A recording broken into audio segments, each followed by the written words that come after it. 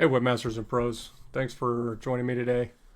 Today we're going to talk about events, adding events, changing events, looking at RSVP settings, booking options, all that stuff, and we're all going to do this from the CVMA Wisconsin website.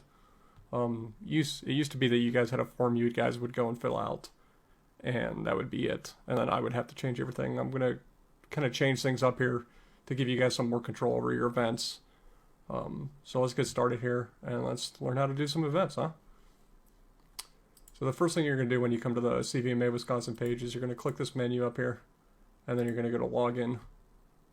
If you don't have a login for the CVMA Wisconsin page, go ahead and just hit me up and I'll get you one. So you're going to go ahead and log in.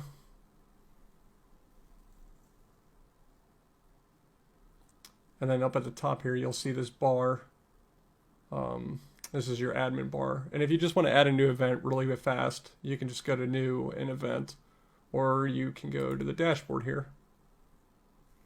And when you get to the dashboard, you're going to see the dashboard page, and you're going to see ME calendar, which is all events and add event, MEC RSVPs. So if you've created an event and added the RSVP module, you can see that here.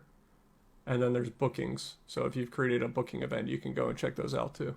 But for right now, let's go ahead and start with just events. If you click on all events, you can see all the events that have been created. And if you want to see more, you can go to screen options and just change how many you're displaying. I usually like to keep this around 50. And of course, you can sort this however you want, by the start date or the end date. Sorting it by the start date is nice because then you can see all the events in order by date, out to the end of the year, or out to the latest event anyways. So if we go to add event, it's going to pop up this page here. And you're just going to give your event a name. I'm just going to name mine test for now. And if it's a sanctioned event, you want to use red. All the other events, any other type of event, you can use any other color, but all sanctioned events are going to be red, okay? So we're going to do test and sanctioned event. And then we can click next. And I don't want this to show up on the state calendar now, so I'm just going to choose a date that's already passed, just so it doesn't show up on the calendar on the home page. And just don't ever click this all-day event. If you click this all-day event, it encompasses the previous 12 hours of your event. So if you did it like at 8 in the morning, it would start at 8 p.m. the previous day. So don't click on this all-day event. That's just not a good idea. All right, locations. Locations are pretty important. There's a selection of locations in here for you guys to choose from that we've already filled out. But if you don't want to have one here, you can always click on Add Location. And you want the map to show up on the event page. So the important thing is to name this with the exact name. So let's just say I'm going to have an event at Lucky's Pub and Grill here up in Wrightstown.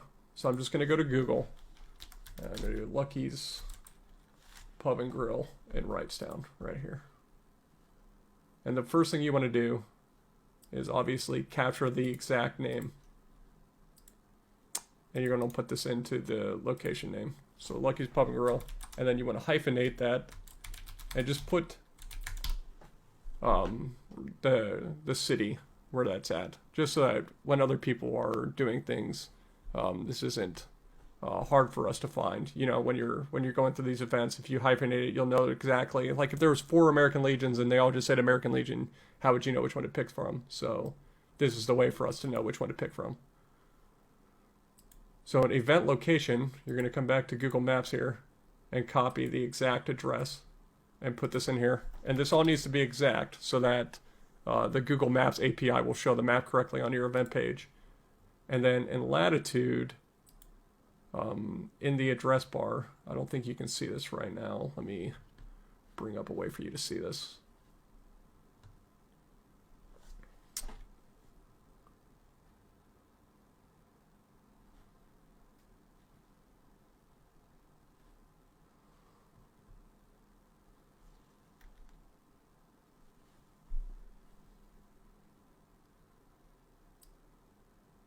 we go. So in the address part here, you'll see that it has this listed out here. And here's your latitude and here's your longitude up to the point. So it's minus whatever up to this point right before you see 0.17. You don't want to capture that. So we're going to take this part and I'm going to copy that. I'm going to put that in the latitude. And I'm going to copy this and put this into the longitude. And that's super important for getting the event created correctly. So now I have my latitude and longitude in there, and now I can click next. Your organizers, all you guys have organizers already created in here, so just go in here and select the right one. For me, it's, let's just say I'm going to be CVMA Wisconsin hosting this as the organizer. If you need to add an external organizer, that's fine. Go ahead and do that. And then what kind of event is it? So this is, I'm just going to say mine's a state event and it's a state sanctioned event. So you want to do both state events and state sanctioned events. And then whatever details you have to put in. So we're going to just say, you know, state sanctioned event for all CVMA Wisconsin members. You know, whatever details you have in here, you can put those in here.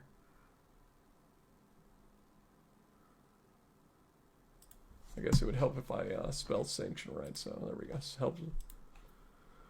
If you have an image for the event, you can put that in here, but I don't really need one right now. So I'm just going to go ahead and hit next, and that should finish the event creation. So if I go in here, go to all events and refresh this.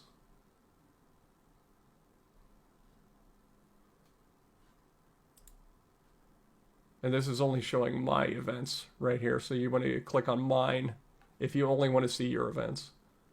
And then I can go in here and edit this event. And this is where you can edit anything. Edit any of the categories that you chose. Edit the color if you need to change the color if you mess that up on accident. Or change your dates. If this is a reoccurring event, you can change your reoccurring. If you need to apply a schedule to it, you can apply a schedule to it. Location, if you need to change the location. You know, if you put a link in here, these event links, it's going to go to that website. So you only want to put this in here if you're trying to link to another website. Don't put it in here if you're not linking to another website, okay? You can change the organizer. So if you had an external organizer here and you wanted to add an extra organizer, you could do that here. Obviously any cost for the event. And then you get into bookings and RSVP.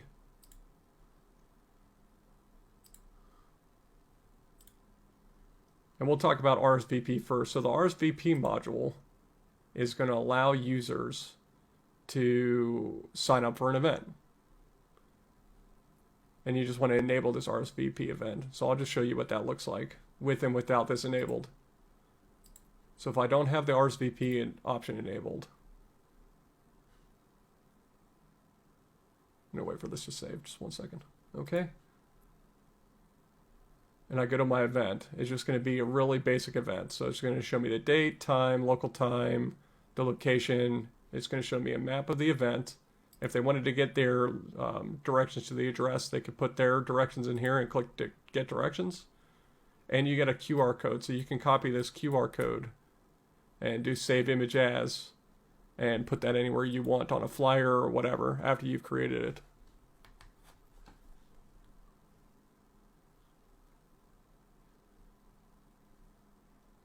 So that's what this looks like without the event. So if I go back, or without the RSVP module, if I go back and enable the RSVP module, we can update the event.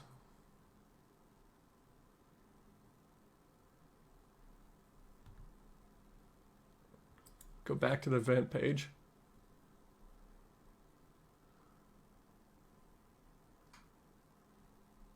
Obviously, I'm not getting anything because this is an expired event. So let me take you to an event that's not expired.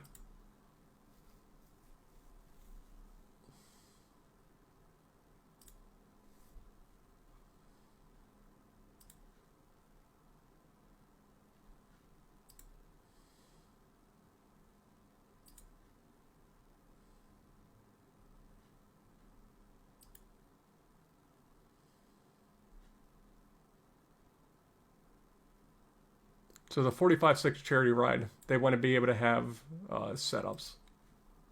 So if I go and view this event, there's an RSVP section down here.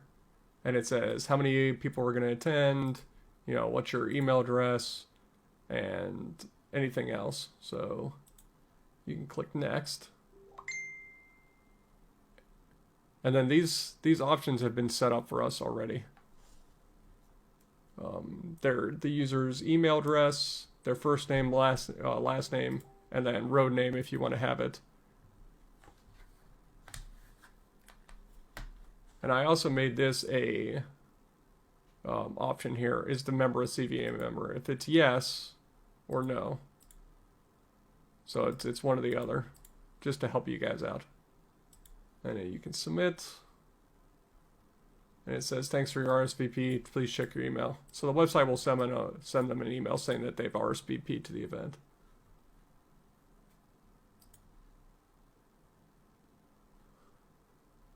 To view your RSVPs, you can go to RSVPs, and you can see that this guy signed up for the 45-6 charity ride. If you go to all,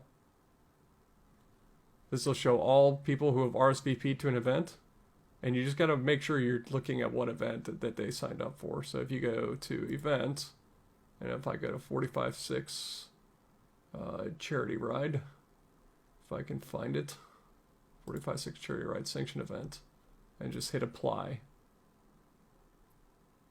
That's going to show me all the people who have signed up just for that event and that they're confirmed to be there.